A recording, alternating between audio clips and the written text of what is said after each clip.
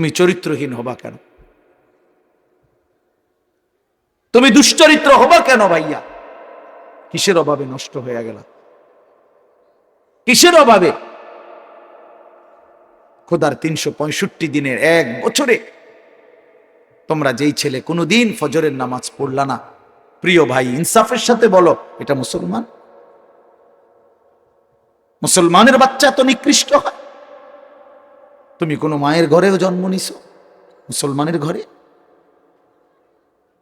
365 দিনে খোদার এক বছর কোনোদিন মনে পড়লো না ফজরের নামাজের কথা? মুসলমান এত বড় গাদ্দার হয়? মুসলমানের বাচ্চা এত বড় নাফরমান হয়? আফসোসের বিষয়। ওই মা যে 2 বছর দুধ পান করাইলেন এই জন্যই, মা যে 9টা মাস পেটে ধারণ করলেন এই জন্যই, এক মা তার সন্তানকে বুকে ধরায়া দুধ পান করাইছে 2 বছর, এই আশায় যে 16 বছর বয়সে আমার ছেলেটা দিন রাত উলঙ্গ ছবি দেখবে, নারী আর ছবি আর মাতালের মতো জিন্দেগি কাটাবে। এই ছিল মার স্বপ্ন, এই ছিল মায়ের গর্ভে ধারণ, এর উদ্দেশ্য। ইনসাফ করো ভাইয়া, ইনসাফ করো দয়া করে। দোস্ত, তোমার ভালো তোমাকেই বুঝতে হবে,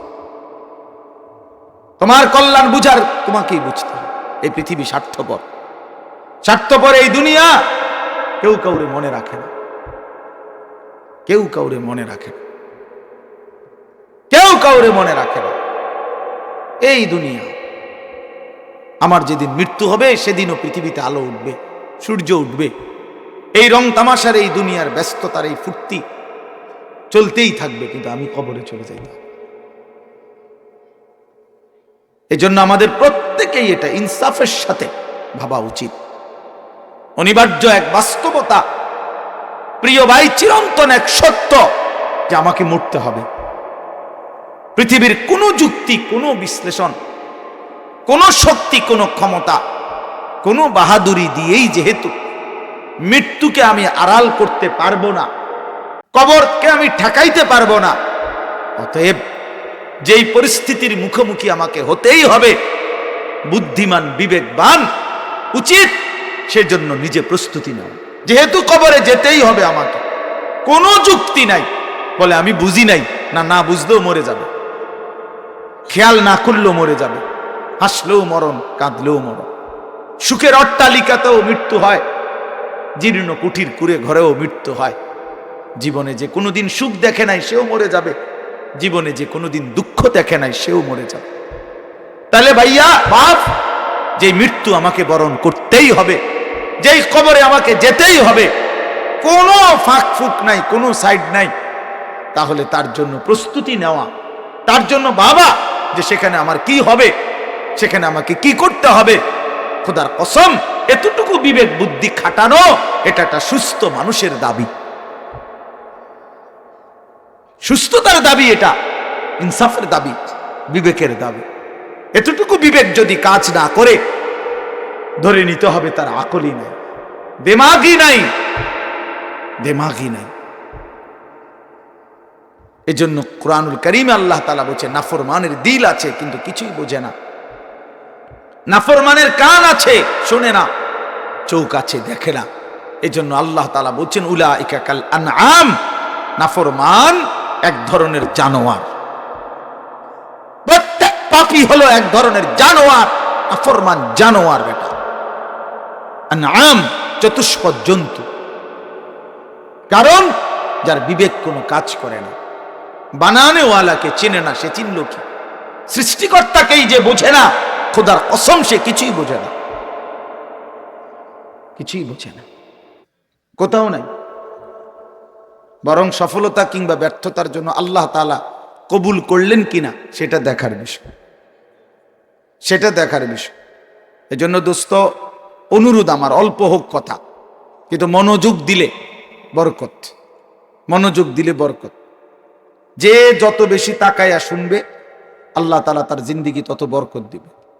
এটা বাস্তবতা, এটা বাস্তবতা। মোবাইল আমাদের জিন্দেগির সাথে 24 ঘন্টার জন্য মিশে গেছে, এটা আসলেই উচিত না। একটা মানুষের জিন্দেগি কোনো মুহূর্তেই মোবাইল থেকে আলাদা থাকবে না। এটা কেমন ইনসাফের কথা হলো?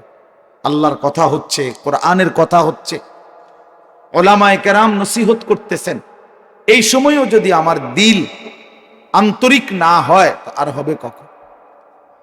আর হবে কখন? কোরআনুল কারীমের মধ্যে আছে, আল্লাহ তাআলা বলেন, ফাবিআইয়ি হাদীসিন বা'দাহু ইউমিনুন। আল্লাহ তাআলা বলেন, বান্দা, এই কোরআনের চাইতে দামি আর কোন কথা বললে তুমি বিশ্বাস করতা? তুমি বলো। আল্লাহ নিজে জানতে চাচ্ছে আমাদের কাছে। ফাবিআইয়ি হাদীস, 23টা বছর আমি আল্লাহ কোরআন নাজিল করলাম, সর্বশ্রেষ্ঠ ফেরেশতাকে দিয়ে নাজিল করলাম, জিবরাইল, সর্বশ্রেষ্ঠ রাসূলের কাছে নাজিল করলাম, 23 বছর নাজিল করলাম, 30 পারা কোরআন নাজিল করলাম। আল্লাহ তাআলা জানতে চাচ্ছে আমাদের কাছে, বান্দা বলো না, এরপরে এর চাইতে দামি আর কোন কথা বললে তুমি ঈমান আনতা, বিশ্বাস করতা, মেনে নিতা? তুমি বলো, তুমি বলো।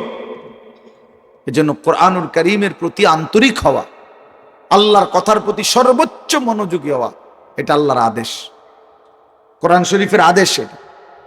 ওয়া ইদা কুরিআল কুরআনু ফাসতামিউ লাহু ওয়া আনসিতু লাআল্লাকুম তুরহামুন।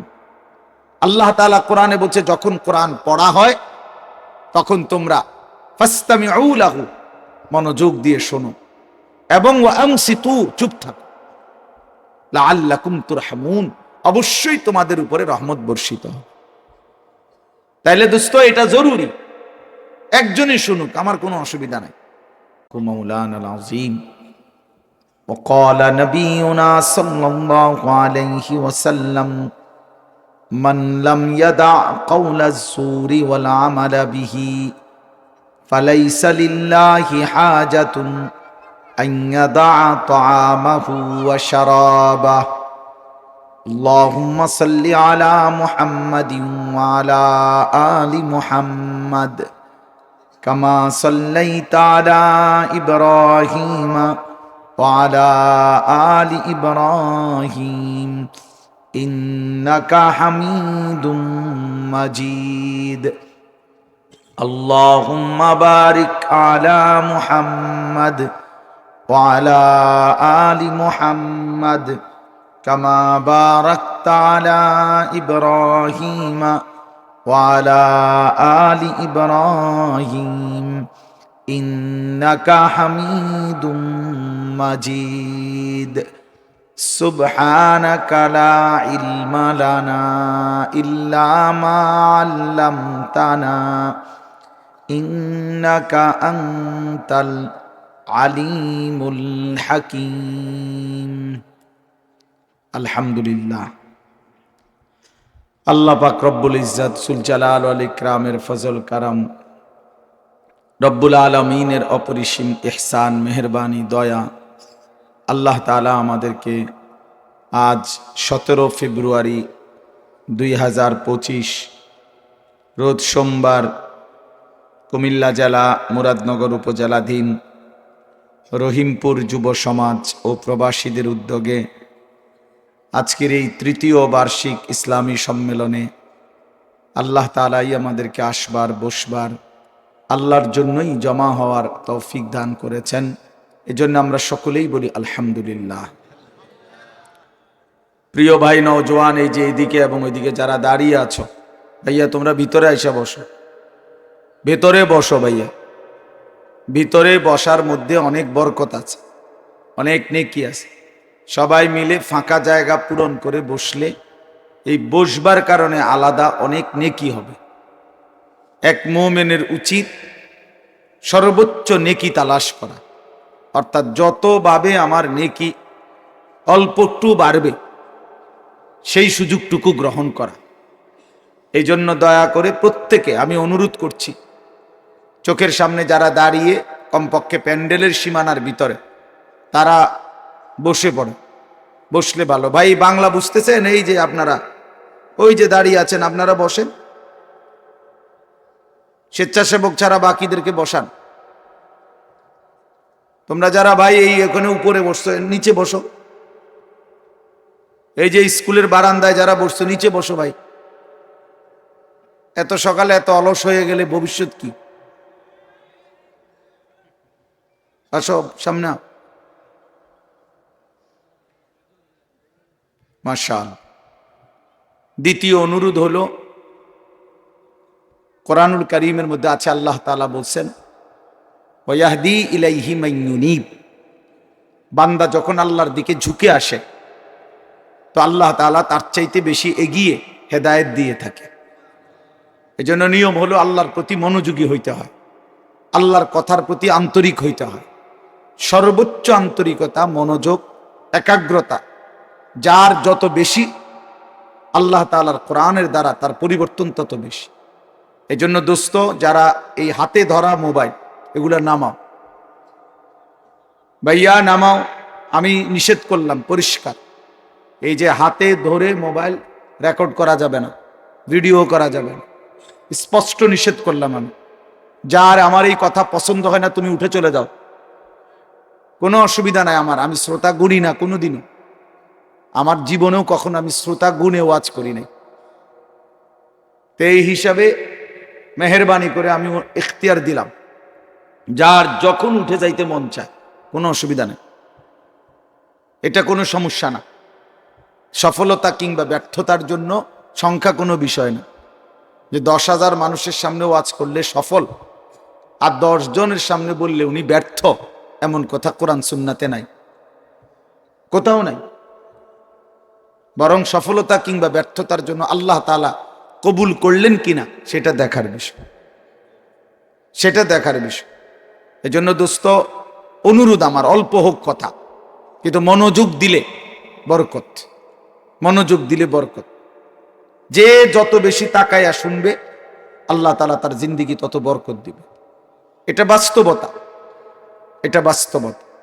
মোবাইল আমাদের জিন্দেগির সাথে 24 ঘন্টার জন্য মিশে গেছে, এটা আসলেই উচিত না। একটা মানুষের জিন্দেগি কোনো মুহূর্তেই মোবাইল থেকে আলাদা থাকবে না, এটা কেমন ইনসাফের কথা হলো? আল্লাহর কথা হচ্ছে, কোরআনের কথা হচ্ছে, উলামায়ে কেরাম নসিহত করতেছেন, এই সময়ও যদি আমার দিল আন্তরিক না হয় তো আর হবে কখন? আর হবে কখন? কোরআনুল কারীমের মধ্যে আছে আল্লাহ তাআলা বলেন ফাবিআইয়ি হাদীসিন বা'দাহু ইউমিনুন। আল্লাহ তাআলা বলেন, বান্দা এই কোরআনের চাইতে দামি আর কোন কথা বললে তুমি বিশ্বাস করতা? তুমি বলো। আল্লাহ নিজে জানতে চাচ্ছে আমাদের কাছে। ফাবিআইয়ি হাদীস, 23টা বছর আমি আল্লাহ কোরআন নাজিল করলাম, সর্বশ্রেষ্ঠ ফেরেশতাকে দিয়ে নাজিল করলাম, জিবরাইল, সর্বশ্রেষ্ঠ রাসূলের কাছে নাজিল করলাম, 23 বছর নাজিল করলাম, 30 পারা কোরআন নাজিল করলাম। আল্লাহ তাআলা জানতে চাচ্ছে আমাদের কাছে, বান্দা বলো না এরপরে এর চাইতে দামি আর কোন কথা বললে তুমি ঈমান আনতা, বিশ্বাস করতা, মেনে নিতা? তুমি বলো, তুমি বলো। এজন্য কোরআনুল কারীমের প্রতি আন্তরিক হওয়া, আল্লাহর কথার প্রতি সর্বোচ্চ মনোযোগী হওয়া, এটা আল্লাহর আদেশ, কোরআন শরীফের আদেশ। এটা ওয়া ইদা কুরিআল কুরআনু ফাসতামিউ লাহু ওয়া আনসিতু লাআল্লাকুম তুরহামুন।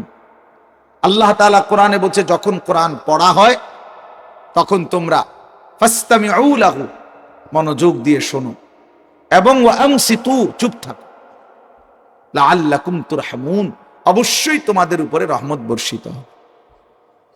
তাইলে দোস্ত, এটা জরুরি, একজনই শুনুক আমার কোনো অসুবিধা নাই, কিন্তু মনোযোগ দিয়ে শুনুক।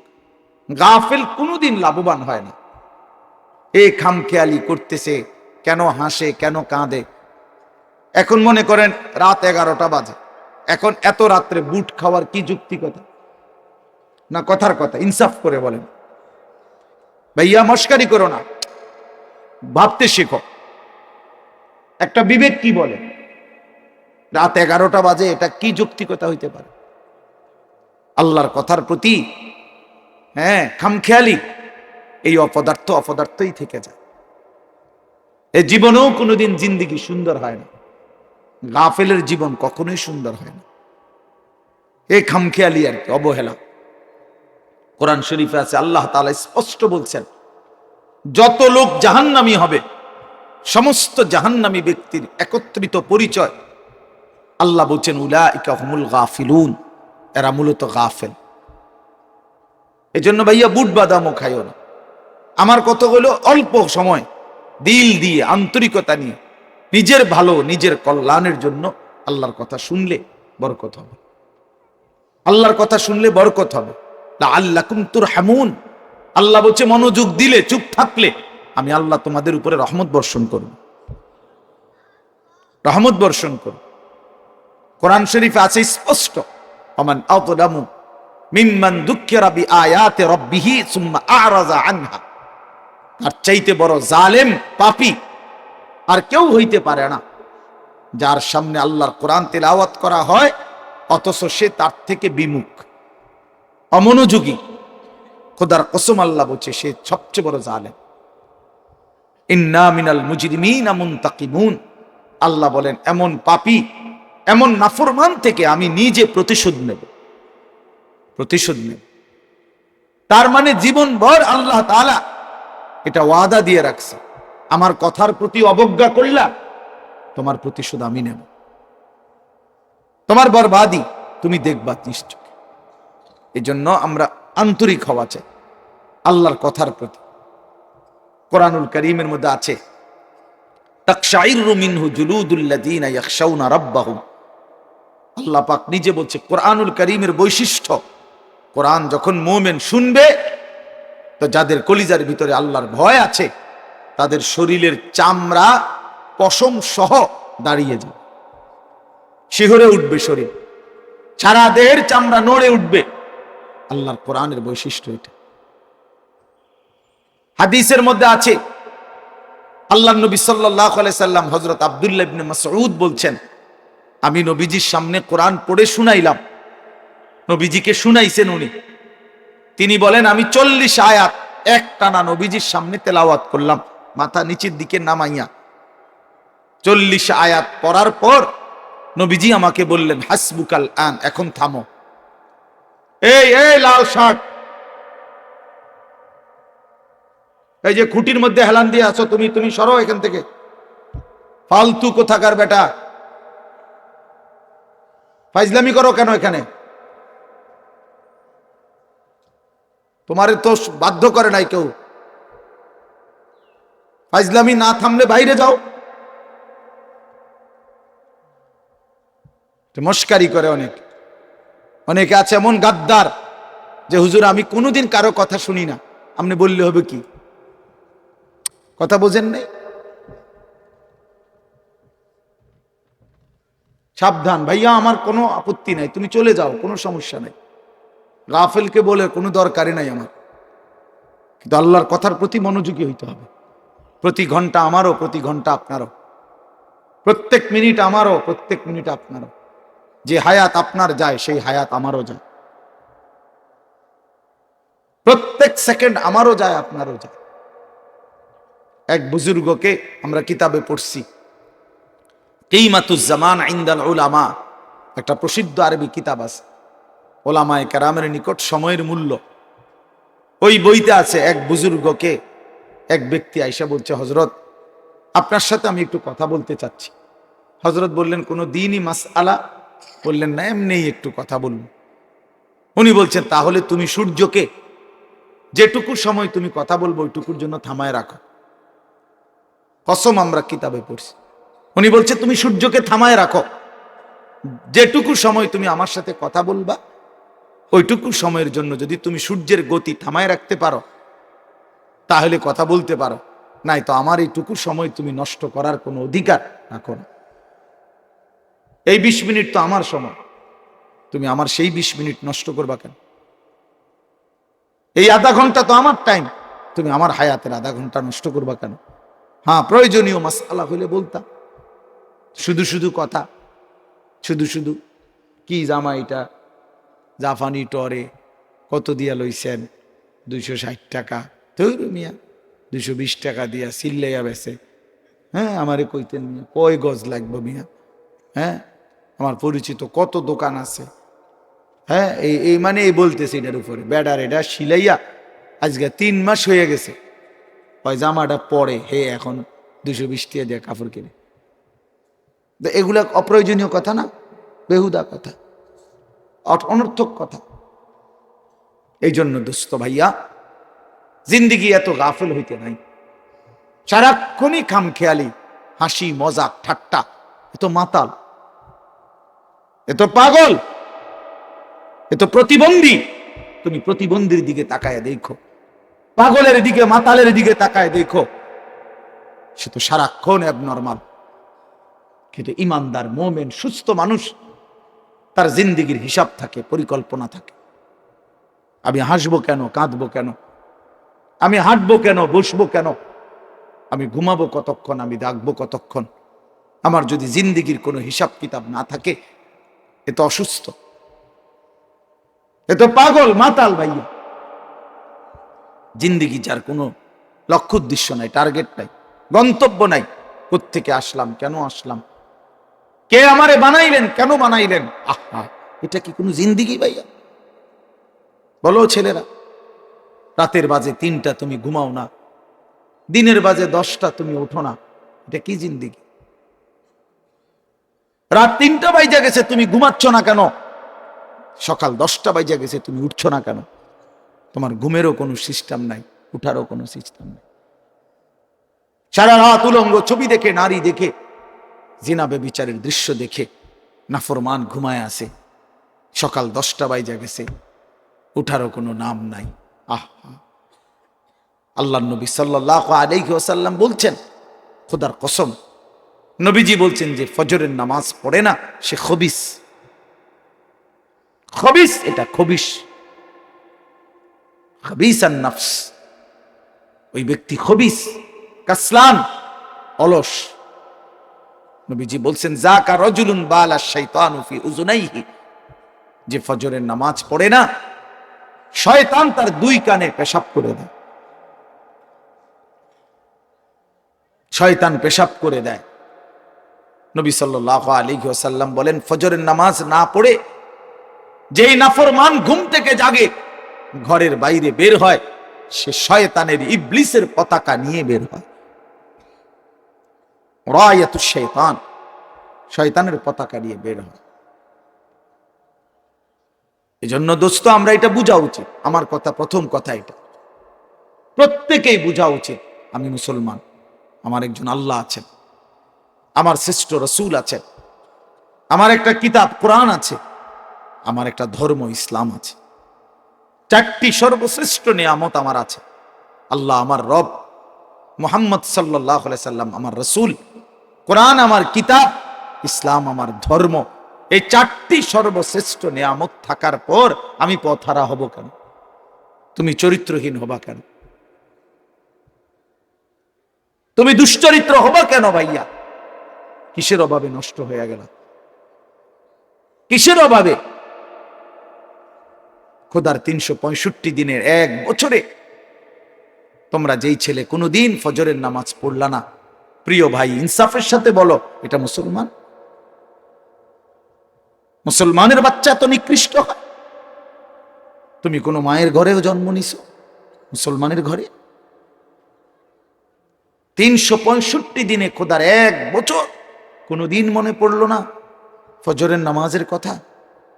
মুসলমান এত বড় গাদ্দার হয়? মুসলমানের বাচ্চা এত বড় নাফরমান হয়? আহা, আফসোসের বিষয়।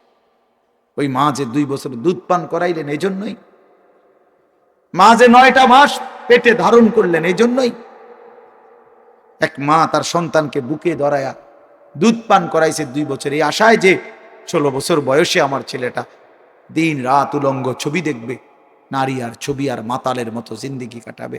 এই ছিল মার স্বপ্ন, এই ছিল মায়ের গর্ভে ধারণ, এর উদ্দেশ্য। ইনসাফ করো ভাইয়া, ইনসাফ করো দয়া করে দোস্ত। তোমার ভালো তোমাকেই বুঝতে হবে,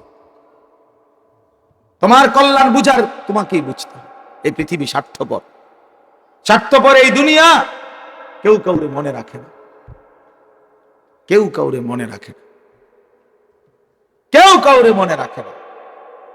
এই দুনিয়া, আমার যেদিন মৃত্যু হবে সেদিনও পৃথিবীতে আলো উঠবে, সূর্য উঠবে। এই রং তামাশার, এই দুনিয়ার ব্যস্ততার, এই ফুর্তি চলতেই থাকবে, কিন্তু আমি কবরে চলে যাইতাম। এজন্য আমাদের প্রত্যেকেই এটা ইনসাফের সাথে ভাবা উচিত। অনিবার্য এক বাস্তবতা, প্রিয় ভাই, চিরন্তন এক সত্য যে আমাকে মরতে হবে। পৃথিবীর কোনো যুক্তি, কোনো বিশ্লেষণ, কোনো শক্তি, কোনো ক্ষমতা, কোনো বাহাদুরি দিয়েই যেহেতু মৃত্যুকে আমি আড়াল করতে পারবো না, কবরকে আমি ঠেকাইতে পারবো না, অতএব যেই পরিস্থিতির মুখোমুখি আমাকে হতেই হবে, বুদ্ধিমান বিবেকবান উচিত সেজন্য নিজে প্রস্তুতি নেওয়া। যেহেতু কবরে যেতেই হবে আমাকে, কোনো যুক্তি নাই, বলে আমি বুঝি নাই, না বুঝলেও মরে যাবে, খেয়াল না করলেও মরে যাবে, হাসলেও মরণ, কাঁদলেও মরণ। সুখের অট্টালিকাতেও মৃত্যু হয়, জীর্ণ কুঠির কুড়ে ঘরেও মৃত্যু হয়। জীবনে যে কোনোদিন সুখ দেখে নাই সেও মরে যাবে, জীবনে যে কোনোদিন দুঃখ দেখে নাই সেও মরে যাবে। তাহলে ভাইয়া বাপ, যে মৃত্যু আমাকে বরণ করতেই হবে, যেই কবরে আমাকে যেতেই হবে, কোনো ফাঁক ফুক নাই, কোনো সাইড নাই, তাহলে তার জন্য প্রস্তুতি নেওয়া, তার জন্য বাবা যে সেখানে আমার কি হবে, সেখানে আমাকে কি করতে হবে, খোদার কসম এতটুকু বিবেক বুদ্ধি খাটানো এটা একটা সুস্থ মানুষের দাবি, সুস্থতার দাবি, এটা ইনসাফের দাবি, বিবেকের দাবি। এতটুকু বিবেক যদি কাজ না করে, ধরে নিতে হবে তার আকলই নাই, দিমাগই নাই, দিমাগই নাই। এজন্য কুরআনুল কারীমে আল্লাহ তাআলা বলেছে, নাফরমানের দিল আছে কিন্তু কিছুই বোঝে না, নাফরমানের কান আছে শোনে না, চোখ আছে দেখে না। এজন্য আল্লাহ তাআলা বলছেন, উলাইকা কাল আনআম, নাফরমান এক ধরনের জানোয়ার। প্রত্যেক পাপী হলো এক ধরনের জানোয়ার, নাফরমান জানোয়ার। বেটা আনআম চতুষ্পদ জন্তু, কারণ যার বিবেক কোনো কাজ করে না, বানানেওয়ালাকে চেনে না, সে চিনল কি? সৃষ্টিকর্তাকেই যে বোঝে না, খোদার কসম সে কিছুই বোঝে না, কিছুই বোঝে না। যার আল্লাহ নাই তার কিছুই নাই। আল্লাহকে হারিয়ে সব পেলেও কিছু পায় হয় না, আল্লাহকে পেয়ে সব হারালেও কিছুই হারায় না। জুতু মেরা তু সব মেরা। আমি এই জন্য অনুরোধ করছি, আলহামদুলিল্লাহ যথেষ্ট বয়ান হয়েছে। আমরা রাত গভীরে ইনসাফের সাথে এই যে কয়জন আমরা বসছি, প্রত্যেকের কাছে আমার কথা এটা, আমরা ভাবা উচিত। ইস্তাফতি কালবাক, নবী সাল্লাল্লাহু আলাইহি ওয়াসাল্লাম বলছেন, তোমার দিলকে প্রশ্ন করো, তোমার বিবেককে জিজ্ঞেস করো। এমনটাই হওয়া উচিত মুসলমান। তোমার বিবেক কি বলে? একটা ছেলে বেনামাজি, তুমি আইসা দাঁড়ায়া বলো, ভাইয়া একটা মিনিট তুমি মাইক ধরে বলো, মুসলমান এমনই হওয়া উচিত। তুমি দোস্ত তোমার ধর্মের ব্যাপারে একটা লাইন বলো, তুমি বলো তোমার ধর্মের ব্যাপারে তুমি এক লাইন বলো। তোমার রাসূলকে এভাবে প্রত্যাখ্যান করা উচিত। কোনদিন তোমার চুল নবী সাহাবী আউলিয়াদের মতো হবে না, কোনদিন তোমার জামা পোশাক নবী সাহাবী আউলিয়াদের মতো হবে না, কোনদিন তোমার চলাফেরা সাজগোজ নবী সাহাবী আউলিয়াদের মতো হবে না কোনদিন। তাহলে কি যোগ্যতায়, কি কারণে আমরা মুসলমান? যাদের কপালে সেজদা নাই, তুমি কিভাবে মুসলমান? যার লেবাসে পোশাকে ইসলামের কোনো চিহ্ন নাই, তুমি কোন যুক্তিতে মুসলমান ভাইয়া? কোন যুক্তিতে মুসলমান? আল্লাহ নবী সাল্লাল্লাহু আলাইহি ওয়াসাল্লাম বলছেন, ফারকু মা বাইনানা ওয়া বাইনাল কুফরি আস-সালাহ, আমাদের মাঝে আর কাফেরের মাঝে পার্থক্য নামাজ। নামাজ মুমিন আর কাফেরের পার্থক্য করে। এটা কি মুসলমান না বেঈমান, এটার প্রমাণের চিহ্ন খোদার কসম ভোটার আইডি কার্ড না, জন্ম নিবন্ধন সনদ নয়, সেজদা। সেজদা এই কপাল দুনিয়ার কোনো কাজে ব্যবহার হয় না, পৃথিবীর কোনো উপার্জনের জন্য কপাল লাগে না। চাকরি, ব্যবসা, ক্ষেত খামার, অটো, সিএনজি, ফসল, দেশ বিদেশ, ভাইয়া ইনসাফের সাথে ভাইবা দেখো, বাবারাও ভেবে দেখেন, এই কপাল কোনো উপার্জনের কাজে ব্যবহার হয় না। উপার্জনের কাজে হাত ব্যবহার হয়, পাও ব্যবহার হয়, মেধা ব্যবহার হয়, যোগ্যতা ব্যবহার হয়। কপাল কোনো কামাই রোজগারের জন্য ব্যবহার হয় না। কপাল রব্বে করিম বানাইছেনই শুধু সেজদার জন্য। শুধু সেজদার জন্য, শুধু সেজদার জন্য, শুধু সেজদার জন্য। এই জন্য যে কপালে সেজদা নাই ওইটা মানুষের বাচ্চা না, যে কপালে সেজদা নাই ওটা মুসলমানের বাচ্চা না, ওটা মানুষের বাচ্চা না। যে জিন্দিগি সেজদা বিহীন জিন্দিগি ওইটা জন্তু জানোয়ারের জিন্দিগি। কোরআন শরীফে আছে, কোরআন শরীফে স্পষ্ট আছে, সূরা আরাফের মধ্যে আছে। আল্লাহ বলছেন ওয়াত্তাবা হাওয়াহু ফামাসালুহু কামাসালিল কালব। প্রিয় বন্ধু শোনো মিয়া, আল্লাহ বলছে মনের ইচ্ছা মতো যে চলে, মনের চাহিদার যে অনুসরণ করে। কেন নামাজ পড়ো না? তোমার মন চাইছে দেখা পড়ো না। কেন সারা রাত নারী দেখলা, ছবি দেখলা সারাদিন? তোমার মন চাইছে দেখা। কেন তুমি পেশাব পায়খানার পরে ঢিলা কুলুক টয়লেট পেপার পাক পবিত্র ঠিক মতো হও না? কেন? তোমার মন চাইছে দেখা। কেন তোমার জবানে একবারও তোমার মালিকের নাম উচ্চারণ হয় না? তোমার মন চাইছে। এই জন্য তুমি যা ইচ্ছা তাই করতেছ, কেউ তোমারে বাধা দিচ্ছে না। আল্লাহর কসম, আল্লাহ কোরআনে বলছে এই যে মনের ইচ্ছা মতো যে চলে, ওয়াত্তাবা হাওয়াহু, যে তার মনের চাহিদার অনুসরণ করে, ফামাসালুহু কামাসালিল কালব, আল্লাহ বলে তার উদাহরণ হলো, তার দৃষ্টান্ত হলো কুত্তার মতো, কুত্তার মতো, কুত্তার মতো, কুত্তার মতো, কুত্তার মতো। এটা ওই জিন্দিগি কুত্তার জিন্দিগি, ওই জিন্দিগি কুত্তার জিন্দিগি, যে জিন্দিগিতে তার মালিকের গোলামি নাই।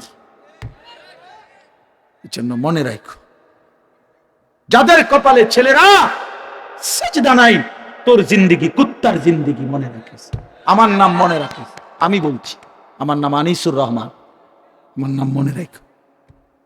ওই জীবন কুত্তার জীবন, যে জীবনে সেজদা নাই।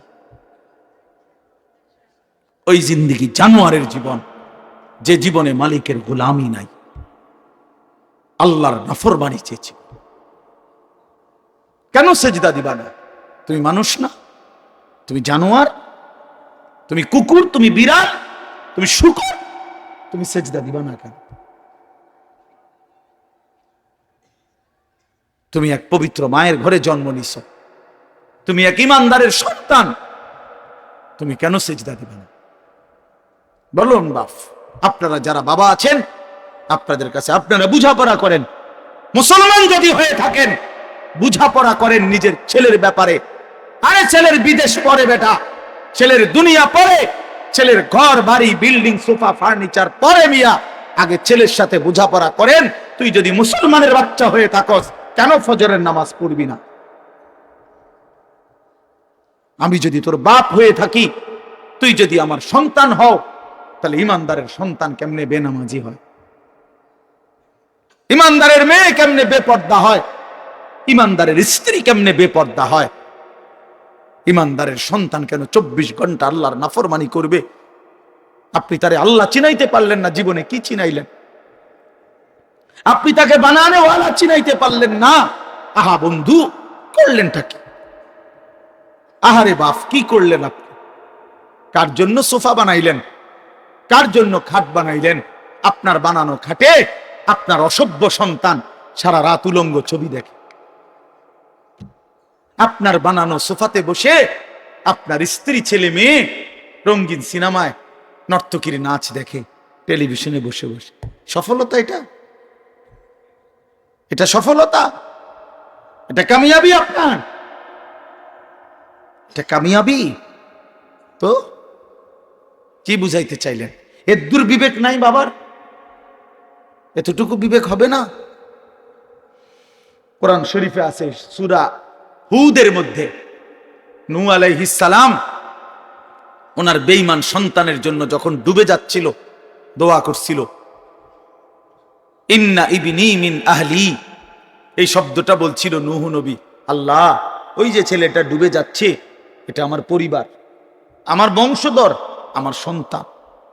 এই কদ্দুর কথা শুধু কইছে, এক দূরে শুধু কইছে, আর কিচ্ছু বলে নাই যে আল্লাহ তারে মাফ করে দেন, তারে মুক্তি দিয়া দেন, তারে ডুবানির থেকে বাঁচাইয়া দেন, কিচ্ছু কয় নাই। এই কথা এখানে শুধু কইছে, আল্লাহ ওই যে ছেলেটা আমার পরিবার, আমার সন্তান। মানে মনের আবেগে আর কিছু কইতেছে না। কোরআন শরীফে আছে আল্লাহ তাআলা কোরআনের আয়াত নাজিল করছে, আল্লাহ ওয়াহি নাজিল করছে, ইয়া নূহ, হে নূহ, ইন্নাহু লাইসা মিন আহলিক, সাবধান, ওটা তোমার সন্তান না। সরাসরি কোরআন শরীফ, এটা তোমার সন্তান নয়।